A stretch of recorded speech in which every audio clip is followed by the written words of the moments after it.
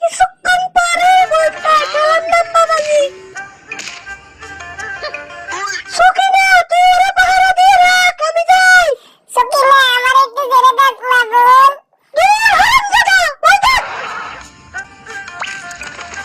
কিন্তু কুদ্দুস মুখলেস তো বিপদে পড়ছে, চল ওরে বাঁচাই। সকিনা তোর কত বড় সাহস, তুই আমাদের বন্ধু কাটতে দেখছস।